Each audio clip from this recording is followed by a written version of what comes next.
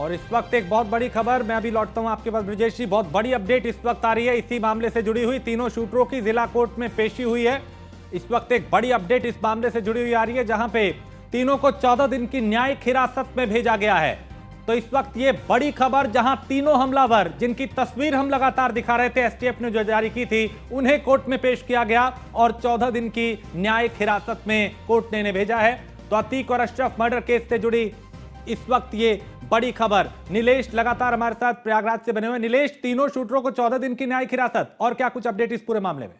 देखिए, इंडिया ने सबसे पहले ही बताया था कि 14 दिन की न्यायिक हिरासत की जो है रिमांड मांगी जा सकती है। न्यायिक हिरासत में 14 दिन के लिए भेजा गया है इनको। जिस तरीके से तीनों बेखौफ बदमाशों ने एक के बाद एक 25 गोलियां दागी थी, जिसमें अतीक और अशरफ को बराबर गोलियां लगी और दोनों की मौके पर ही मौत हुई। उसके बाद आज जो है भारी सुरक्षा व्यवस्था के बीच में तीनों को जो है कोर्ट में पेश किया गया और 14 दिन की न्यायिक हिरासत में भेजा गया है। हालांकि जिस तरीके से अभी जो खबरें निकलकर सामने आई हैं, जिसमें ये कहा जा रहा था कि तीनों जो है जराइम की दुनिया में अपना एक मुकाम बनाना चाहते थे, ताकि अतीक और जो है अशरफ को मारकर वो जराइम की दुनिया में अपना नाम काबिज कर सके। हालांकि कुछ और भी खबरें निकलकर सामने आ रही हैं, जिस तरीके से सिगाना मेड पिस्टलें इनके पास से बरामद हुई हैं, जो कि हिंदुस्तान में पूरी तरीके से बैन है। उनकी कीमत 5 से 10 लाख रुपए के बीच में है और 15 राउंड की पिस्टलें होती हैं, जो उत्तर प्रदेश और देश में बैन है।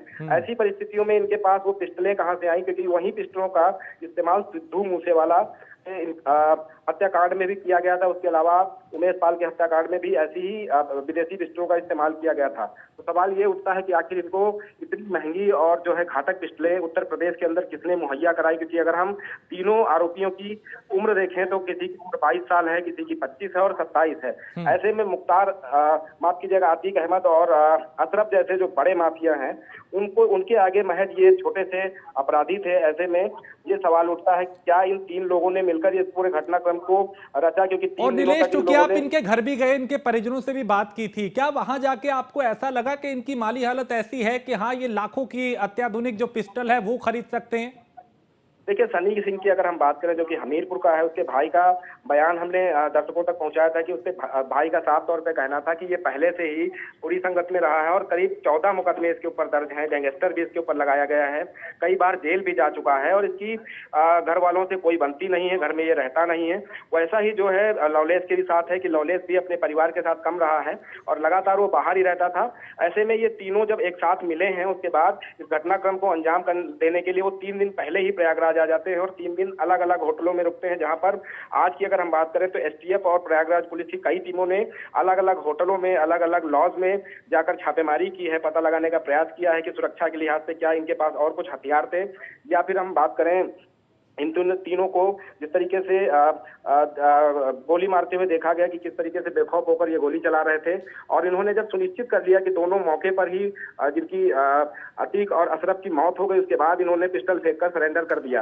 हालांकि तीनों को चेहरों को देखकर ये अंदाजा लगाया जा सकता है कि उनको जरा सा भी मलाल नहीं कि इतने बड़े माफिया को उन्होंने मारा है। और भी पुलिस की सुरक्षा व्यवस्था के बीच में सवाल ये उठता है कि क्या उत्तर प्रदेश में इनके गैंग से जुड़े हुए कुछ और लोग हैं जिनकी बैकडोर से मदद कर रहे थे, या फिर जिस तरीके से जो आखिरी वीडियो सामने आया है जिसमें एक के बाद एक 25 राउंड गोलियां चलती हैं, उसमें जिस तरीके से अशरफ मीडिया कर्मियों को बता रहा था गुड्डू मुस्लिम के बारे में, गुड्डू मुस्लिम के बारे में बताना वाला ही था, उससे पहले ही गोलियां लगती हैं और गोलियां चलती हैं और तमाम सवाल वहीं पर बिल्कुल वहीं पे वो जो सवाल उठ रहे थे वो वहीं पे उन पे विराम लग गया। लेकिन अभी कई सवाल है जिनके जवाब आना बाकी है। बहुत शुक्रिया इस तमाम जानकारी के लिए नीलेश। आप नजर बनाए रखिए, आपसे फिर अपडेट लेंगे। तो अतीक और अशरफ की मौत के बाद अब से कुछ देर में उन्हें दफनाया जाएगा और जो आरोपी, जो हमलावर थे, उन्हें 14 दिन की न्यायिक हिरासत में भेजा गया।